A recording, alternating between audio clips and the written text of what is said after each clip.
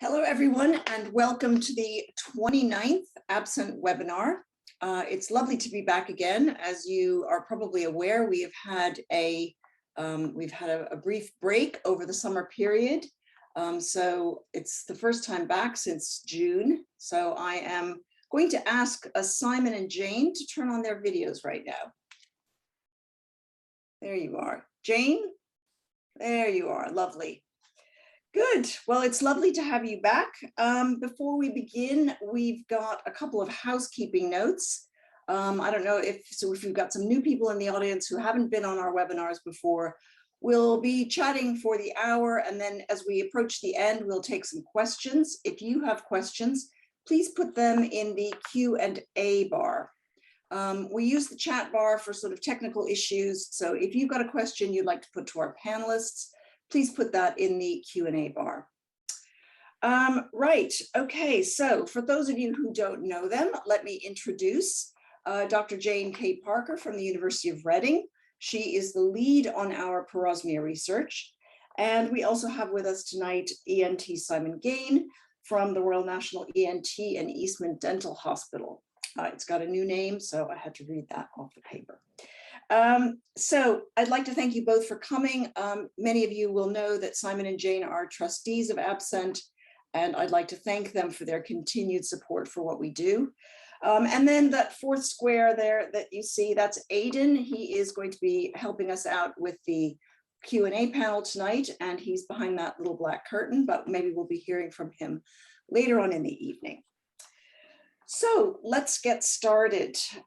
It's been a couple of months since we last saw you all, and parosmia has not, we're getting just as many cases of parosmia as we ever were.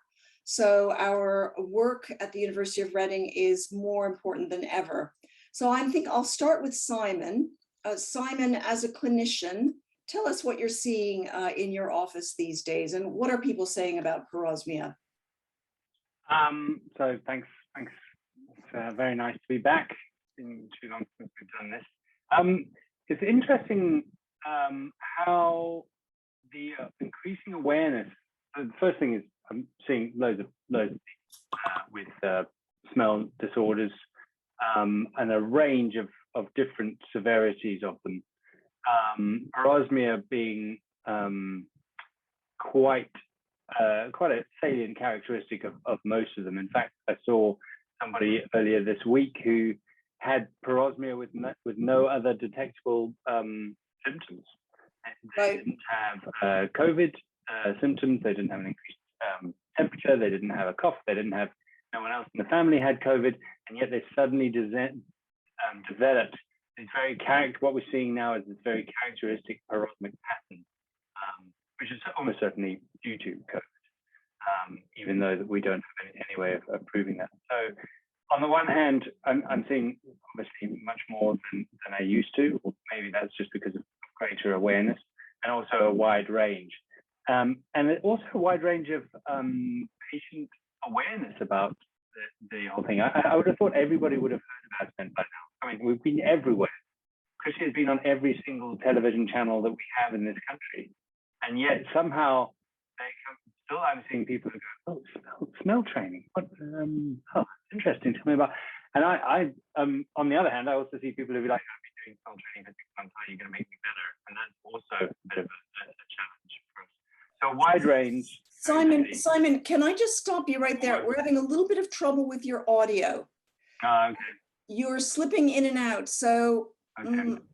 I'll move these things. I'll go to just computer audio. Let's see if that works. Okay, I think that would be a good thing, right? Okay. So while you're doing, how's that? Oh, that's much better. That is crisp. That is much better. I might go to these don't disturb other people, but let's see if that works.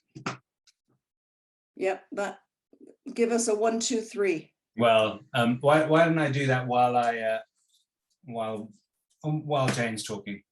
Okay. I can fine. fiddle around.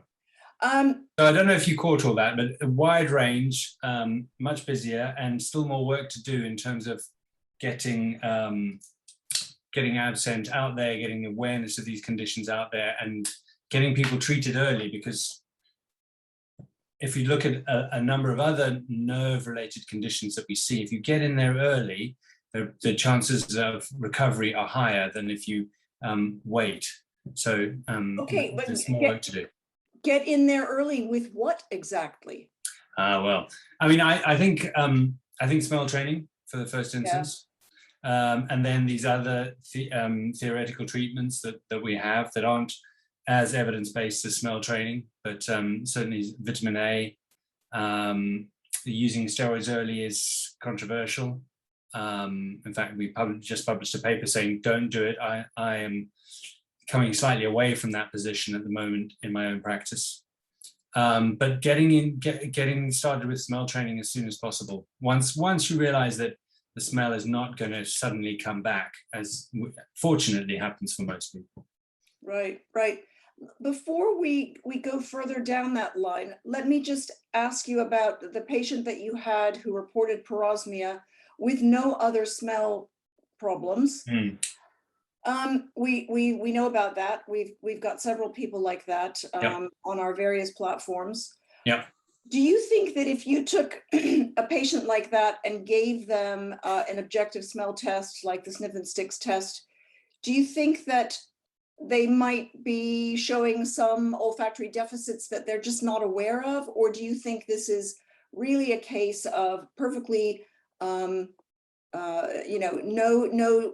diminishment in their sense of smell, but just parosmia? What do you think? So funnily enough, I did do that, and they scored hyposmic, very high hyposmic on the test that we used, the threshold discrimination identification test, but they actually struggled more than they thought they would.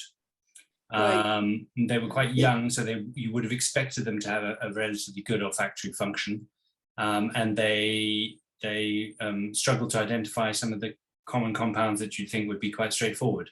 So the answer is yes. I think that humans are famously bad at assessing how good our sense of smell is, in both directions, good and bad. And they didn't notice how bad it was.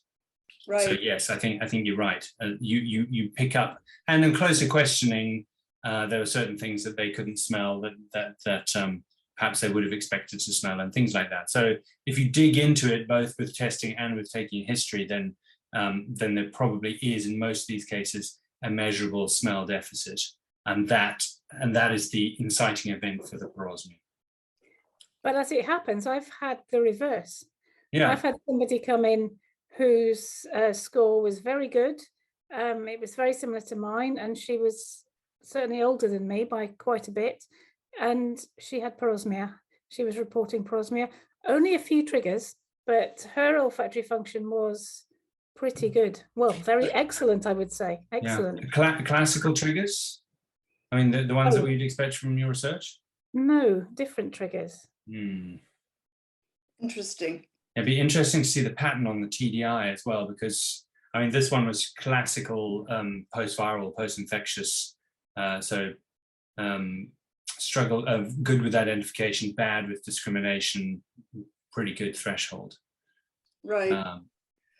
And I believe, Simon, that when it comes to the TDI scores, so for those of you who are not familiar with it, the sniff and sticks test is the sort of one of the most common tests here in Europe.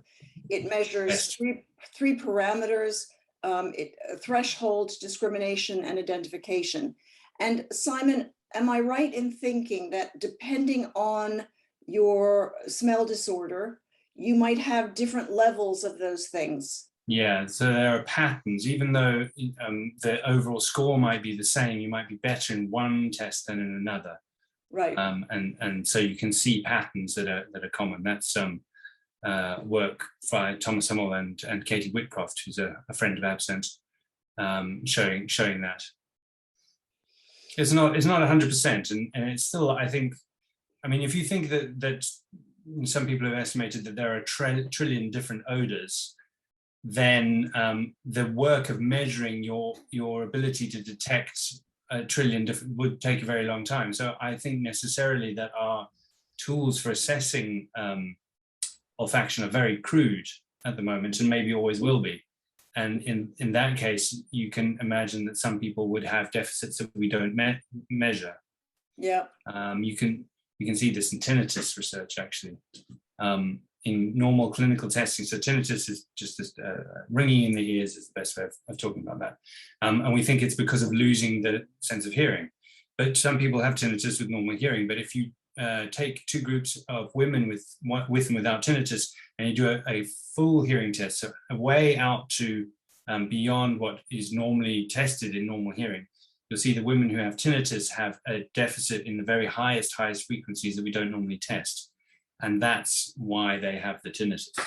And I wonder whether that would be the same for smell. Well, we'll save that discussion for the next tinnitus webinar. But right now, Jane, you were talking about triggers. Let's hear from you on, how are we looking at triggers now? How are we grouping them? Excuse me. How are we grouping them? What do you have to tell the audience about the latest on triggers? Okay. Well, we're still digging out more and more triggers because we have originally isolated or identified groups, and these groups are still hold. People that are coming through are still finding groups of sulfur compounds, nitrogen compounds, particularly offensive. But we're digging into other sorts of foods and household items as well. So we're starting to learn a bit more. So there are definitely more triggers out there. So it's not just restricted to those original 4 groups by any means at all. We're starting to look at water. We've got a set of odours already to test water on, because there are some people who even find water really quite repulsive and they have trouble showering, bathing their babies, drinking tap water. So that's something we're looking into as well. So there are many more triggers to be uncovered, and we're in the process. Jane, do you think the water is sort of, I don't want to call them contaminants, but sort of very, very small amounts of something else in the water, rather than H2O triggering a receptor? Yes, I suspect it's very low levels of things that are normally present in water, but we don't detect them. At higher levels, they're called contaminants because we detect them and think the water's contaminated. But we've got a few hypotheses. We've got a list of about 10 compounds to test people with. So we'll be doing that. That's great. One of our upcoming projects. Yeah. Very exciting. Very cool. Right. Okay. So what we're going to do this evening, we've got a couple of sort of comments and questions that were submitted earlier on in the day. So I'm going to be sharing the first one of those with you in a moment. In the meanwhile, if you've got any questions based on what we've been talking about, do put them in the Q&A bar. Right. So I think I will now share my screen and we'll go on to the first comment. Let's see if I can do this. Right. Okay. So this person has commented, I'm really curious how much overlap there is from person to person in terms of our experience. To what extent are these triggers and perceptual distortions totally individualized? And to what extent are there recurring patterns? So, Jane, I think I'm going to let you comment on that first. Well, I think even porosmia aside, it's quite difficult to actually work out if I'm smelling the same orange as you're smelling, because it's all down to receptors and genes and how sensitive you are to various compounds. So even before we go into porosmia, we don't really know exactly whether as individuals we're still smelling the same thing. We've been brought up that an apple is an apple, but what are we actually smelling? But putting that aside, commonalities, there are groups of triggers, and I'm going to talk about triggers rather than experiences. I think with experiences, I think it's obvious from the Facebook group that a lot of people are experiencing very, very similar things. When we dig a bit deeper and look at the triggers with our instruments in the lab, we're finding that there are some very common triggers, and many people will be reacting to these common triggers. But on the other hand, there's a whole load of triggers that crop up only once or twice.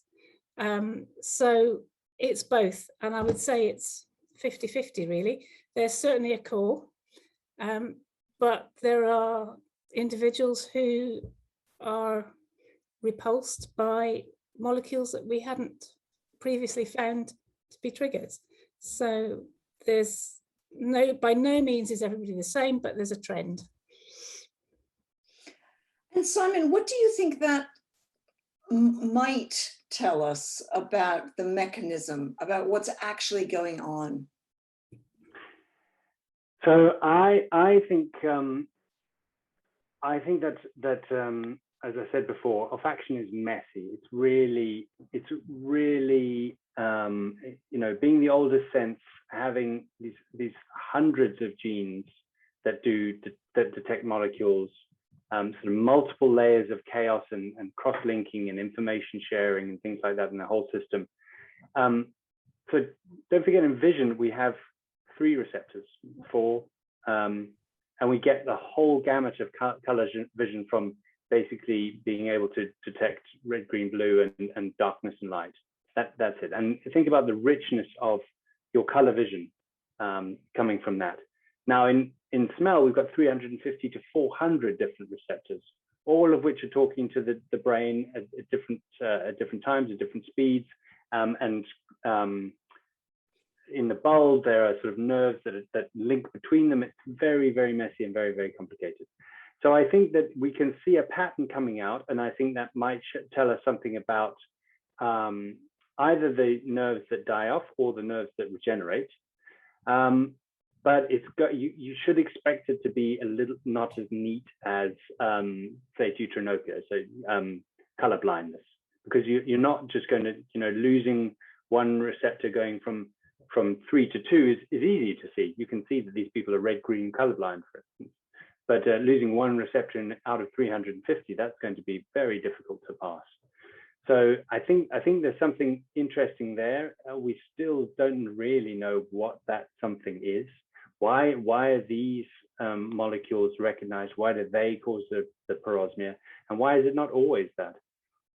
It's amazing that, you know, some of my patients even this week have said, oh no, coffee's no problem. Coffee's always a problem. But no, there are people where it isn't a problem, you know. And some people who, you know, watermelon's not a problem. Other people, watermelon is a problem, or they only react to the pyrazines, or they only react to these thiols, these sulfur-containing compounds that are in cabbages and broccoli, and more importantly, onions and garlic was our main trigger. So I think there's something going on in.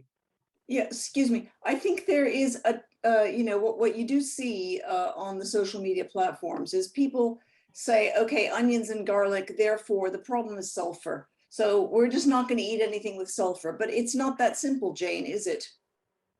No, it's not just sulfur compounds. We've identified some compounds that contain nitrogen and no sulfur, and they are some of the worst. In fact, one of those compounds was the second most frequently reported. So yeah, it's not just sulfur. And there are other compounds that don't have nitrogen. So just carbon, hydrogen, oxygen, they can be triggers as well, but in a minority of cases, I would say. So yeah, you can't avoid, avoiding foods with sulfur doesn't work.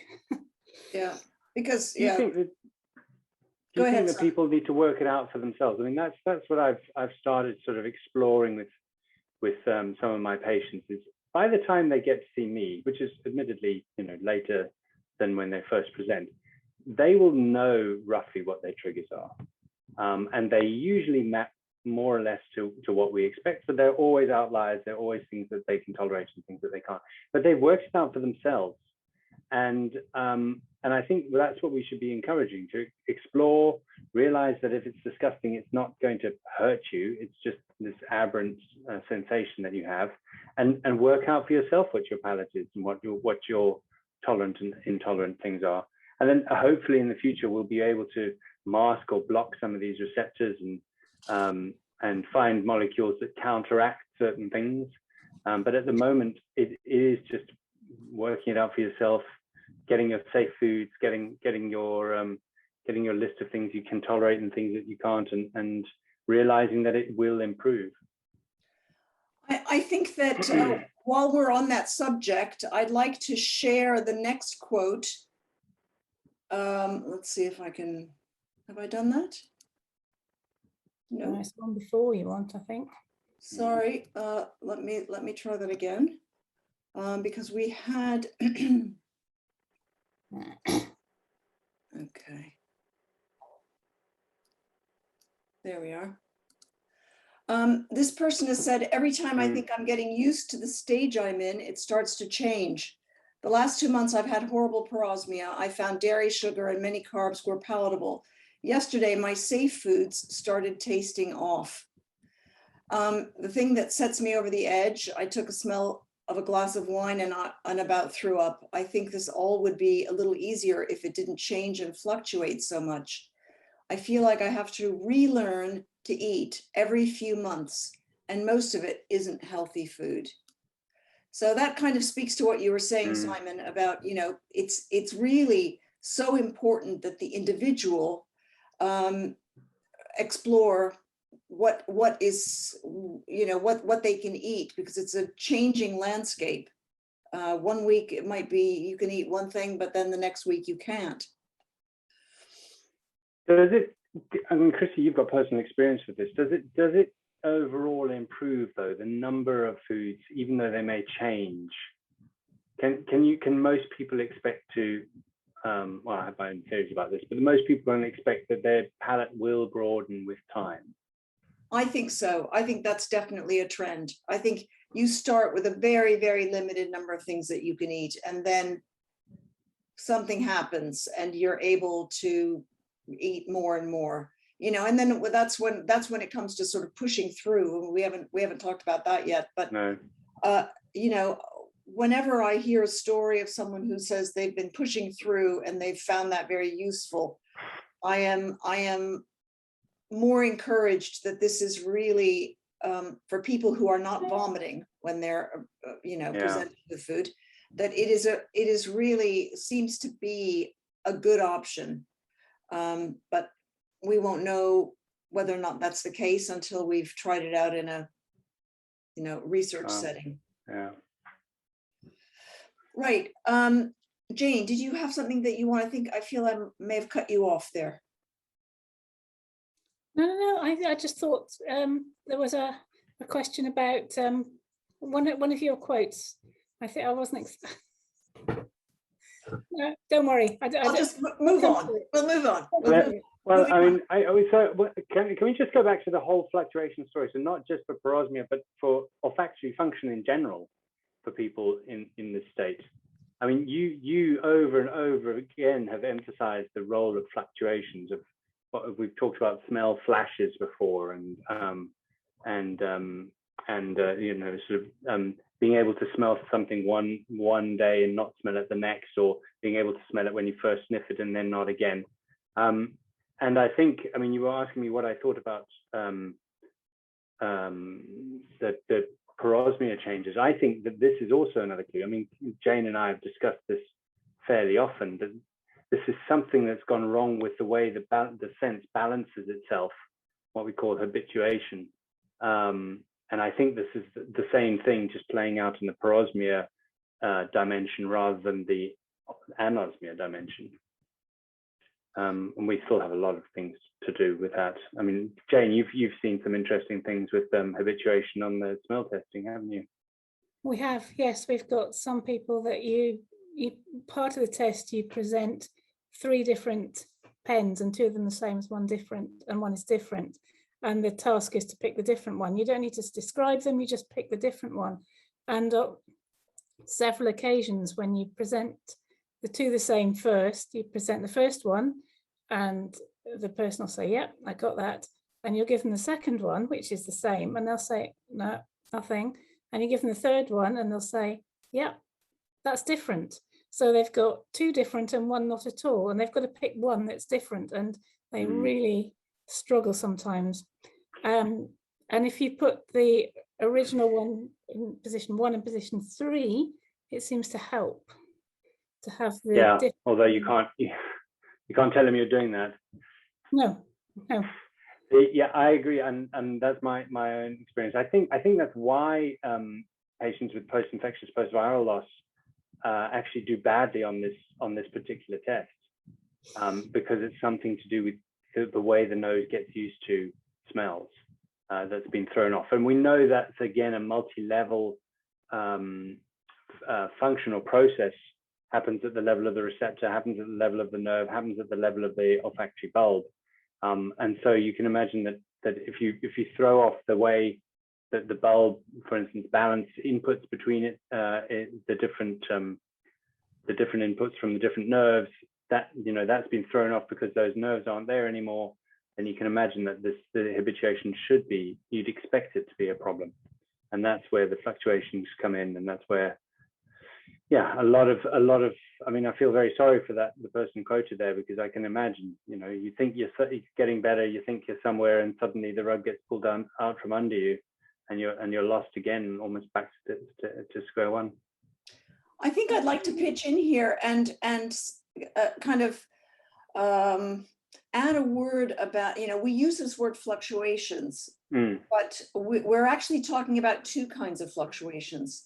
There are what people come into the Facebook group and onto the network desperately worried about because their sense of smell has been improving, and then one day they wake up and it's nothing again. So these are the longer time scale fluctuations that are sort of that might go over days or weeks. But when you just mentioned an olfactory flash, that's another kind of fluctuation. It's like a micro fluctuation. And I think that there are probably two mechanisms at work. Okay. I was just thinking that there must be. I mean, Simon, do you know of any research that has looked at why these fluctuations might be happening? No. I mean, this is why absent and patient-centered research is so important. I don't even know of anybody who described it until you came along. Right. It's not in any of the sort of traditional analyses of smell loss in the last 30 years, certainly that I've seen. I mean, you can imagine that the olfactory flash might be the reverse of the habituation problem, i.e. it's habituating too quickly, rather than, so it doesn't persist as long as you'd like. Right. Again. Yeah, we're seeing two extremes of the habituation as well, because normally you smell something, the stimulus goes away and you can't smell it anymore. But if it persists, you kind of put it in the background and you habituate. And we've got the people that are triggered by the compounds in the coffee and then just don't habituate at all, because that bad smell of coffee persists sometimes for days, for hours, days. The trigger's long gone, the coffee's gone, the molecules are gone, but people can still smell it. And at the other end of the equation, we've got the people that habituate and then can't pick the smell up again when it comes back just a few seconds later, or don't habituate, or do habituate. So we've got examples of both of those, and it's something I'd quite like to. I've got plans. Quite like to look into that, but it's quite a tricky thing to look both of those, by the way, both those terms coined by a certain C. Kelly back in the dawn of patient advocacy. Yeah. But interestingly, these kind of olfactory flashes, I don't think I've ever heard them described as anything but a flash of the actual smell, rather than, I've never heard of anyone having a flash of parosmia and then having that go away. And so that kind of goes with what Jane says, and with something that I've experienced, which is that you never get used to a parosmic trigger smell in the environment. Once you have been confronted with it, you got the full on experience the whole time. You can't get away from it. Whereas when the flash comes, it's something true and suddenly beautiful, and you wish you could experience more of, but then it's just gone. So those kind of fluctuations are, well, of course, the porosmic ones can last, but I do think that there must be something going on in the olfactory system that means that, you know, someone who's been recovering well for a couple of months should suddenly have everything drop away, and then they would have no sense of smell. That's just bizarre. Doesn't make any sense. And yet it's happening all the time. Yep. People do seem to come out of the fluctuations at the end, these longer term ones. But I, you know, it's so distressing for people because, you know, there's so much anguish that happens in the first couple of weeks that people have lost their sense of smell. So naturally, if they think they're getting better and then that happens over again, you know, it's just awful. Yeah. Right. Okay. Let's go to a couple more of our quotes. Let me see if I can do this. And here we are.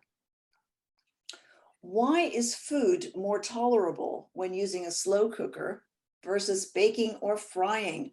Jane, this is one for you. Definitely one for you. Subject. That's the one I thought you were going to bring in previously when you were talking about different foods and, you know, picking different ways. So this is an easy question to answer, and there's quite a nice answer to this. And what we know of the triggers, many of them are formed during cooking. So the sulfur and the nitrogen compounds are derived from the components in food when you heat them up together. And that's known as the Maillard reaction. And that reaction takes place at, you know, temperatures over 100, but it really kicks into force when you get to 110, 120, so well over boiling point, at the temperatures where you're baking and roasting and grilling. So that's when you're going to be forming these triggers. And I think it's coincidence that it's the Maillard reaction that forms them to some extent. But we do know that some of the worst triggers are formed during roasting, baking, and frying. And it's the reaction between sugars and amino acids. The amino acids have got the nitrogen and the sulfur, and that's where those things come from. If you've got raw foods or just gently boiled, simmered foods, you'll have low levels of these compounds, but so sometimes they are still triggers. You know, stock and boiled chicken is often a trigger as well as roasted and grilled, but roasted grilled tends to be the worst. And we've got fried foods, you know, whatever food you fry, you're going to be generating these roasty toasty notes that come from the amino acids, the nitrogen compounds. If you're going to boil, you'll get far, far, far fewer of them. And if you eat sort of uncooked food,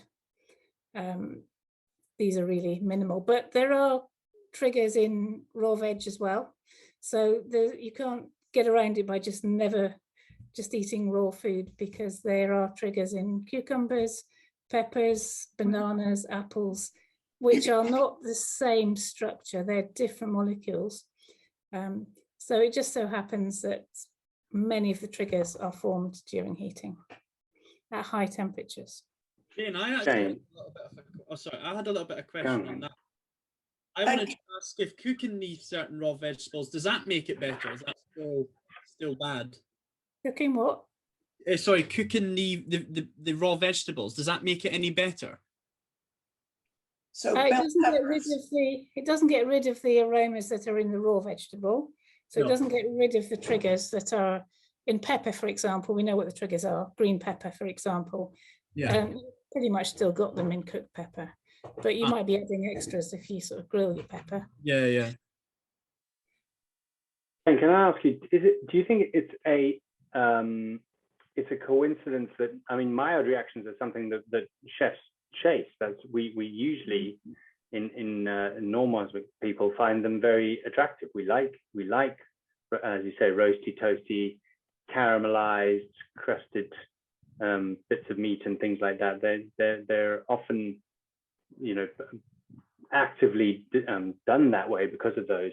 So we like them, but yet somehow when you become parosmic, that gets flipped on its head. Do you think there's that's a coincidence, or it is just these things that we chase in normal food, in normal osmics, now become something that trigger that? Yeah, it's an interesting question. I was thinking about it as I said that, because I'm sure there's some evolutionary aspect to it, because the key thing that unites all the triggers is the fact that you can detect them at very, very, very low amounts. And why have we developed such sensitivity to these particular compounds? What are they indicating? You know, are they indicating a source of sugar, carbohydrate, energy? Are they indicating a source of protein, energy? Or are they indicating cookedness? I mean, so the reason we cook is because it's a lot of the work in getting the energy out of the food is done for us. It breaks down those, you know, makes the food more digestible, and therefore animals that like cooked food are, you know, getting easier access to energy and probably cleaner as well food. There must be a sterilization, so are therefore more likely to survive. Yeah, but then you can overcook things and end up with the reverse. Yeah, we don't like burn, do we? No, but I think there's probably some underlying reason why we are so sensitive to some compounds. I mean, we're talking a tiny drop in an Olympic-sized swimming pool, and the whole swimming pool will smell of gravy or toast or whatever. So they are incredibly odoract. And yeah, well, I mean, yeah, but it is cooked protein, isn't it? I mean, and that's really what you want. Although, so I mean, really, what you were chasing is sugar, but you can't really smell sugar, I suppose. Well, maybe yeah, there are some sugar degradation products that are pretty potent. Cooked sugar. Again, you'd want, yeah. You can't smell sugar. No. No. You can taste it, but not to the sensitivity is nothing like, you know, the sensitivity we have for aroma compounds. Sure, although we're best at tasting sweet of all the tastes that we can taste. When bizarrely people can get, you know, bitter and sour obviously overlap, but in sort of at very low thresholds, salty and sweet can taste similar, umami and salty taste similar, but we usually can spot sweet and mild off. Yeah, energy. Yeah, Jane, I wanted to ask, there was a comment just at the side that says, I'm just wondering if you've ever noticed that limonene and lindelof are big triggers for someone. Have you ever encountered that? Yeah, those are in the sniffing sticks. Oh, are they? Right.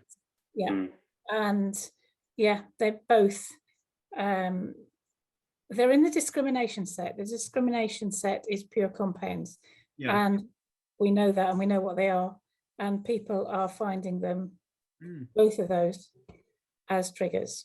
Not many, but that would make sense when you consider how many people report things like you know, kitchen cleaning products, sprays and things like that being such a problem. It's just because when I saw that comment, it said they're limonene, especially in so many products, but I was thinking it's because it's noted on the product, because it's an allergen, so you may be noticing that because it's written on the back that could be the reason. But there are a lot of other compounds that are in there as well. They're just not allergenic. But yeah, limonene. I'm guessing oranges. Do people ever describe them as being distorted? I don't. Yes, less so. Lemons, yes. Lemons, right? Yeah. Limes, yes, but there are other compounds in lemons and limes that are driving it. You know, there's limonene in virtually everything we put through the GCO. Nobody has picked it up in any of the things we put through the GCO. Although we have put lemon. I can't remember the results from the lemon, but I do know from the sniffing sticks. And I think every single stick that was in there was parosmic to somebody.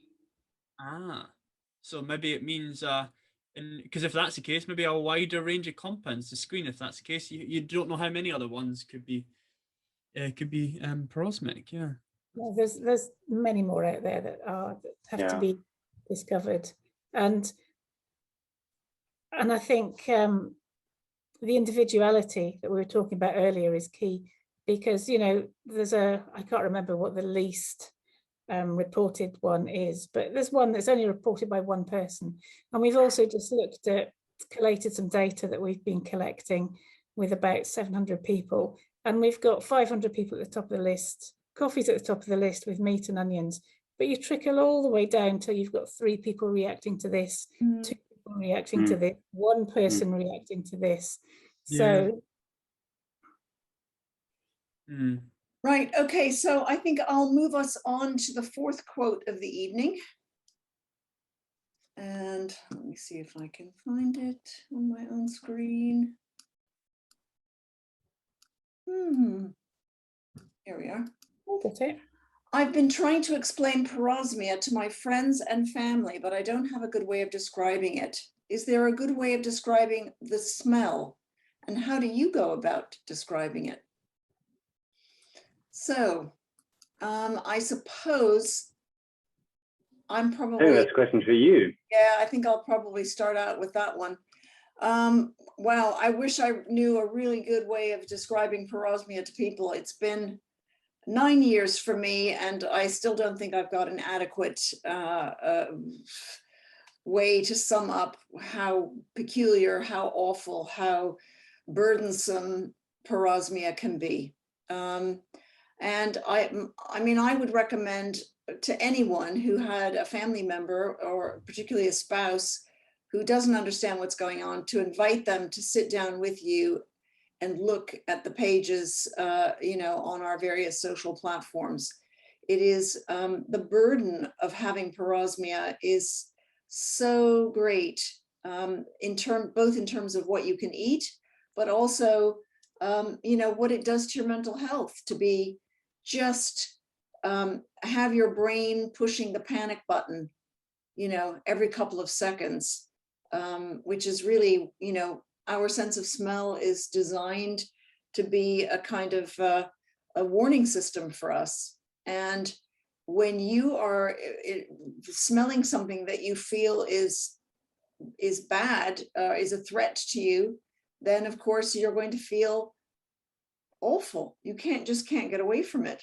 So I absolutely, I really do feel for this person and every other person in the Facebook group who's got family members who just don't get it, who say things like, oh, you're making too big a deal out of it, or it will, it can't be that bad. That's another one that you hear a lot, and it really is that bad. So yeah, I don't know what to say. I mean, as far as the COVID smell itself, burning frying pans in outer space, that was, I think, as close as I could get to, the wackiness and the weirdness of it. I just, yeah, dead things. I smell dead things. A lot of people do that. Yeah, I mean, Simon, you must have had your patients describe it to you in similar ways. Yes, I did. Sorry, I interrupted you, Jane. You were going to say something. That's all right, carry on. So, everybody struggles. Everybody struggles because this kind of comes back to what we said at the beginning. It's so difficult to understand what somebody else's sensorium is doing. Down to the basics is when you say you see red, is it the same color as I see red? But the common denominator, which I think we kind of nailed down as what we think defines this, is the disgustingness, the visceral feeling of threat and nausea, and just that something is very, very bad for you and you should go away. And disgust is a protective emotion. It drives us away from things that are bad for us. So to suddenly get that from everything in your environment is obviously overwhelming. So disgust is the main thing. People Burning is a common thing. Sewage is a common thing. I think sewage more to again evoke that feeling of disgust than actually the smell of sewage. Again, rotten, dead, metallic drains. But I think it's all. But everybody says I can't explain it. Now humans are really bad at explaining smells anyway, so we shouldn't be too surprised at that. But that struggle is very real. And I think, although I'm fascinated by, I really wish, not that I wish porosmia on myself, but I really wish I could experience that smell for myself. I think that it's not actually the smell's identity is not the important thing. It's the effect that it has on the people who are suffering with it. It is the fact that things, that you basically, a glass of wine, as we heard earlier, is basically the same as dipping that glass into the men's toilet in Brockwell Park and serving that up. It's exactly the same in terms of the effect that it has. So if you can just use some empathy to try and see what that or what we think of beautiful roast chicken with all the trimmings, well, that might as well be, it might have well been hung up for a couple of days and be going slightly green as far as you're concerned. It's the emotional and almost physical impact. That's the important thing to try and get across. And that's where people who don't have parosmia but do try and support people with parosmia, but that's where we come in to try and say, no, this is a real thing. It's not being made up, and it is really disgusting for people. And it's really important to take it seriously. Right. Jane? Well, I was going to say I won't say close, but I had some antibiotics last week, and they absolutely stank to me.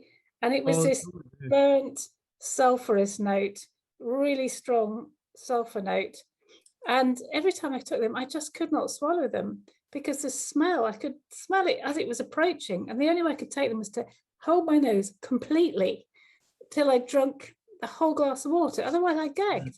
And I thought, this is what happens to parosmics, not when they're taking antibiotics, but every time they drink a cup of coffee or you're faced with some lovely chicken. It was that gag reflex, which I've never had because I'm not sensitive. I smell all sorts of things in my job, and I'm not fussy. Really I'll smell indole, I'll smell all the smelly things, and give it to me. But that was just so bad. It was a macrolide. Was it? It was a sulfur-based thing. I don't know what it was. I looked it up. But it had sulfur. Sulfonamide. No, I think it's I get it in my decongestants. It's from the kind of shells of these the sort of outside shells that they have powder inside them. Oh yeah. They dissolve they're Why like are you taking decongestants? because I was clogged up. No, it was I think it's probably trace components of the synthesis, to be quite honest. But it was a thiol of some sort. But I was just thinking as I was doing it that this is what parosmia is like. Except, I was even starting. I told Chrissi I wouldn't get out of bed in the morning because I had to face this antibiotic. So and that's just that. So you start to look, get a glimpse into what it might be like. Yeah. The other thing I was going to say, actually, because we've just collated all these data from the survey we did earlier in the year, and Chrissi, in fact, made word clouds from all the words that we'd gathered from these 500-700 people for 15 different things, and every single one of them, the biggest word was chemical. Now, chemical is just a generic word for things that people really can't explain. I think, chemical could be absolutely anything. And in sensory terms, we hate it when panelists say to us, oh, it's chemical, because you have to tell us what kind of chemical. But the biggest word in every case was chemical. And then we had burnt for coffee and rotten for eggs and bacon, and sweet came in for a couple of things, that sort of sweet, sickly smell. But the overwhelming descriptor was chemical. Yeah. I mean, I always assumed that meant kind of acrid, and I mean, I can think of what I would call chemical, but yeah. Yeah, I think it relates to strength. Yeah, like pain, Very like interesting. ammonia is painful. There's a chemical, like these kind of things. Yeah. That's what I would think, but yeah. But that's trigeminal. Yeah. So Aidan, would you like to give us a question from the Q&A bar? Yeah. Okay, so we've got one here.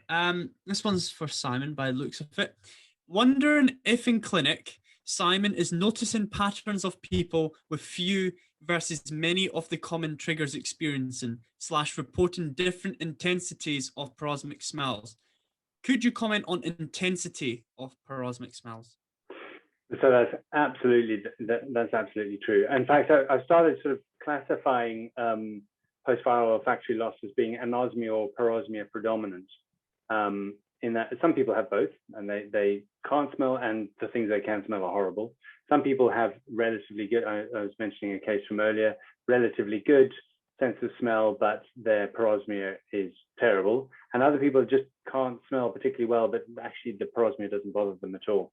So it's a wide range of different things. And I don't know, I have theories of why they should be different, but I don't know what the difference would be between them. But yeah, it's very variable and all caused by the same thing at the moment. And Simon, do you think that there's a difference between pre-COVID parosmia and COVID-based parosmia? Yeah, I noticed you said the COVID smell. I mean, I think parosmia is more predominant in COVID, but that is just a theory, and there are a whole host of reasons why that might not be the case. It just might be that there are more people in general. And my interest is in parosmia, and that's what's kind of driving people for me to see them. But it does seem to be more. We are seeing, we have got some data that shows the fluctuations are definitely more are correlated with those with parosmia post-COVID rather than pre-COVID. I wonder if it's to do with the way it attacks the sense of smell. Because I don't know how these other viruses know. For COVID, because everybody's been concentrating on nothing else for 2 years, we know that the virus attacks the sustentacular cells, the supporting cells, rather than the nerve cells themselves. And whether that's true for the other rhinoviruses, the ones that we knew caused these things, or thought would cause post-viral olfactory loss, but they may have other ways to get into the cells and may directly affect the nerves. But that's just a theory. I've got 15 people that pre-COVID and 15 people post-COVID that have done the same experiment with our instrument that separates out coffee into different components, and by and large it was the same components that were causing the triggers in the pre-COVID and post-COVID, and I couldn't separate them on the individual trigger compounds, and probably not even on the foods either. Maybe we're just seeing a whole lot more because a whole lot more people are getting sick. Yeah. I think it would be important to add, we're getting close to the end. It would be important to add, and we haven't discussed it yet, that we understand parosmia to be a sign of recovery. So obviously, if you're here with us today, it's because you've got parosmia and maybe you're really stressed out about that. But I think that the consensus is that it's sort of a good thing, even if it's horrible while it's happening. So Simon, you can back me up on that.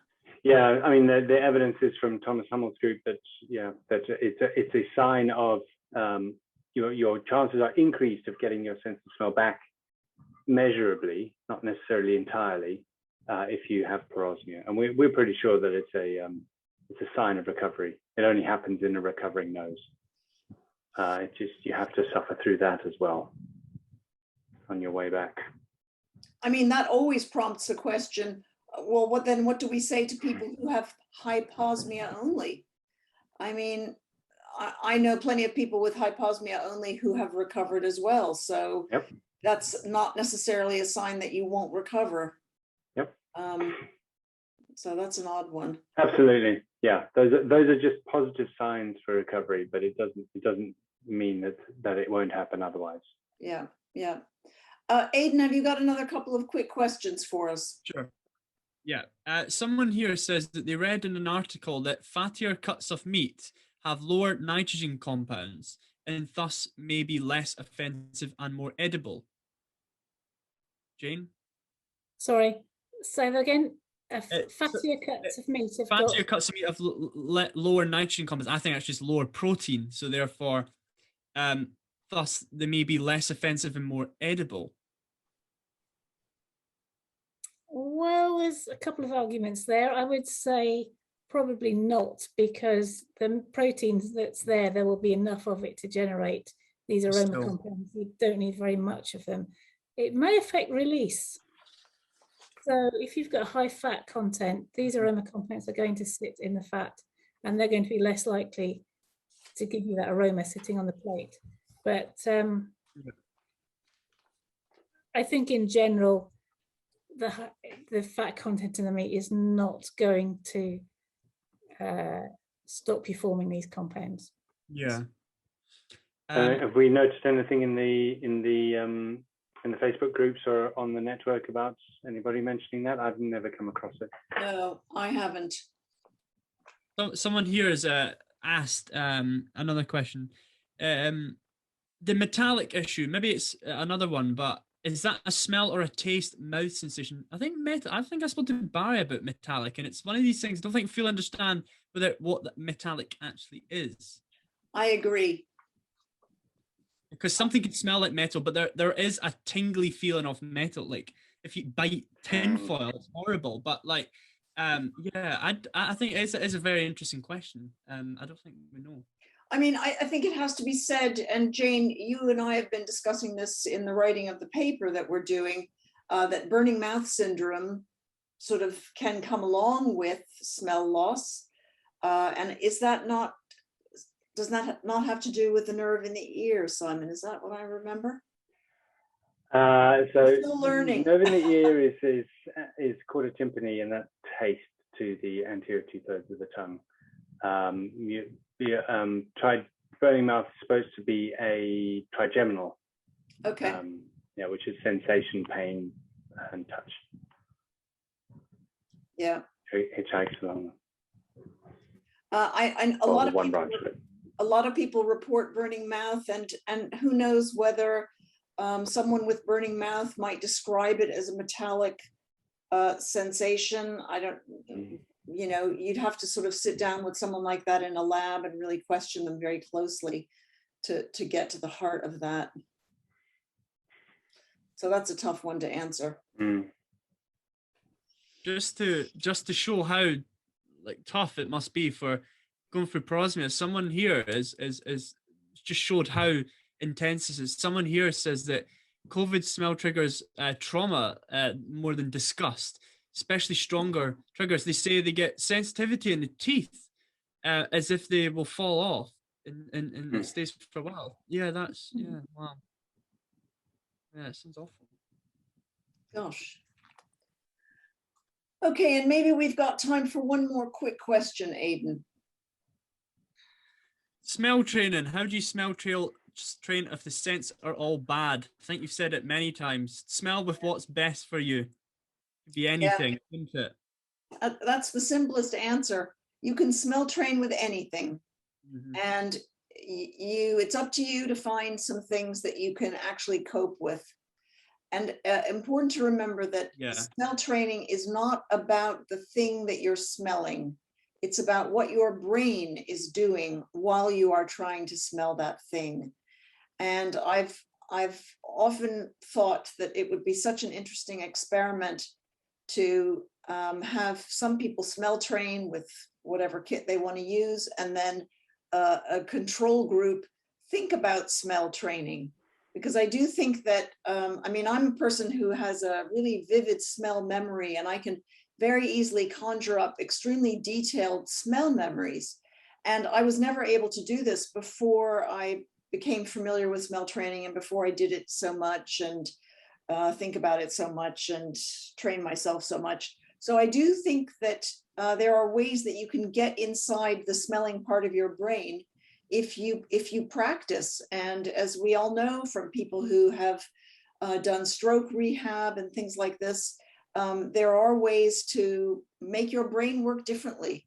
So yes, I think there are, if you've got bad parosmia, you can still smell train if you can find 4 things that you can smell without gagging. I'm sorry to say we've come to the top of the hour. So unfortunately, our webinar is drawing to a close. I would just like to say, do come onto the website absent.org for more information. We're on Instagram, we're on the Absent Network. You will find ways to, the gateway for all of this is absent.org. And do come and join us and be part of our community. I will be back in 2 weeks on the 21st of the month with Professor Barry Smith. And he is from the Center for the Study of the Senses at the University of London Institute of Philosophy. And we're going to be talking about how loss of smell affects us in sort of social settings. So I do hope you'll join us then. I'd like to say thank you to Aidan and Simon and Jane for being with me tonight. And I'd like to wish you all a good evening. See you in 2 weeks. Good night. Bye, everyone. Good night.